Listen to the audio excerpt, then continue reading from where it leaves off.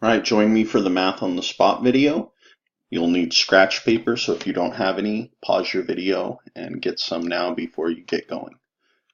Alright, let's get started.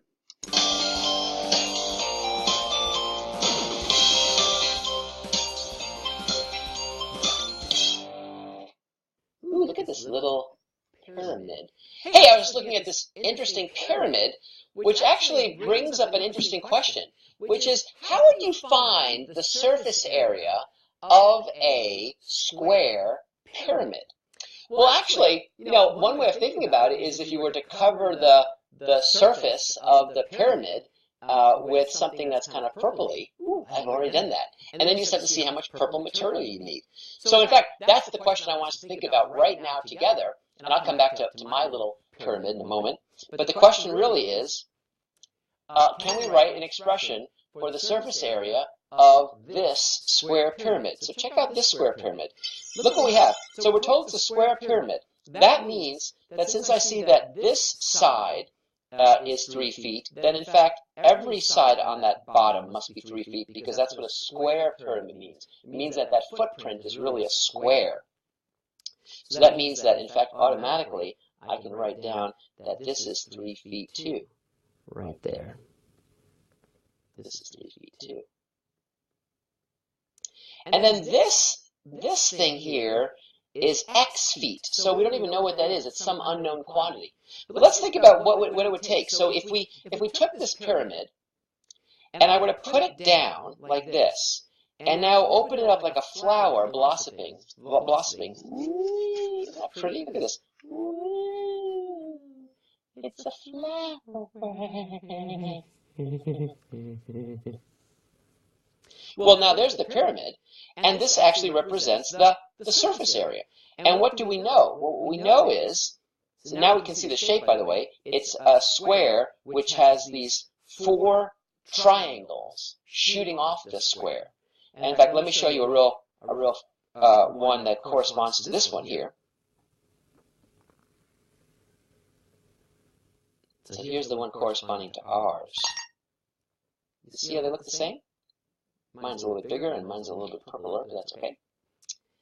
So now, what do we see? Well, what I see here is that this net is in fact 4 triangles, each of which have the same area, and then that one square base, that footprint thing. So now, to find the surface area, it's easy. Find the area of the square and find the area of one of these triangles and just multiply that answer by 4, because we have 4 triangles and each have the same area. They're congruent. So first of all, let's find the area of the base there, which is the square. So you know the area of a square is equal to the side squared, which in this case is just going to be 3 squared, which means 3 times 3, which equals 9.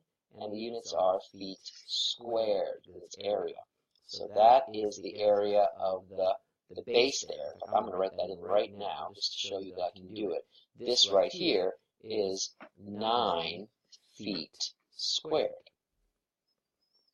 Now, what about the area of this triangle? Well, we see that it has a base of 3 and it has a height of x, some unknown quantity. And so the area of the triangle, we know that the recipe there is 1/2 base times height. And so when we apply this, we see 1/2 the base, that's 3,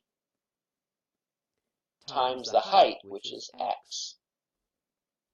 And so what does that equal? Well, 3 divided by 2 is 3/2 x, and the unit again are feet squared. Feet squared. So the area of this triangle, in fact, is 3/2 x, 3/2 x feet squared. But that's the same thing for each of these, since all these triangles have the same area. And so the area for all the triangles together would actually be 4 times that.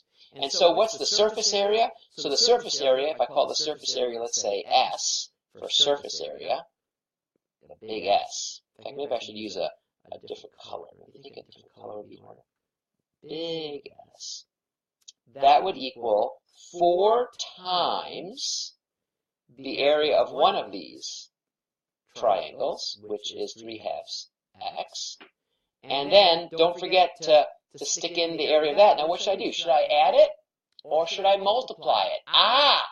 That's a question. Should I write plus 9 or times 9? Why don't you think about it and see what you think the answer should be? I want to combine all of the areas, and we've taken the 4 triangles, and now what do I do with the 1 square? Is it an addition or is it a multiplication? Think about it, and let's see. Well, we'd want to actually combine all these together, and we want to see how much we have in all, in total, if we combine them, and so we're going to want to add all the areas up, and so I need to now add the 9. So the answer is we're going to have a plus 9 at the end. And we could simplify this a little teeny bit, because we've already multiplied this all together. It's 3/2 x, so I just have to multiply by the 4, and that's really 4 over 1, so 4 times 3 is actually 12 halves x plus 9, and 12 divided by 2 is 6, and so really this can be written as 6x plus 9, and the units are feet squared, and that really is the surface area. And so that's going to be our answer, which is, notice, by the way, something kind of interesting. It's an algebraic expression. It's an algebraic expression that represents the surface area of this square pyramid. Does that seem okay? It seems absolutely perfect. And why? Because, in fact, we were not told the height of the triangles that make up the sides of the pyramid. So therefore, if we're going to call that x, then it's not surprising to have x inside the expression that represents the surface area. If you told us what x is, we could actually figure out what the surface area would be. And so therefore, we see a wonderful algebraic expression that represents surface area. Algebraic expressions can represent anything at all. And here's an example where we see an algebraic expression representing the surface area of a square pyramid. Whether it's a square pyramid or any other kind of pyramid or any kind of shape at all, we can actually, if we can look at each side and figure out its area by adding it all up, we'll get the surface area of the whole thing. Have fun finding surface areas of everything around you, and I'll see you soon.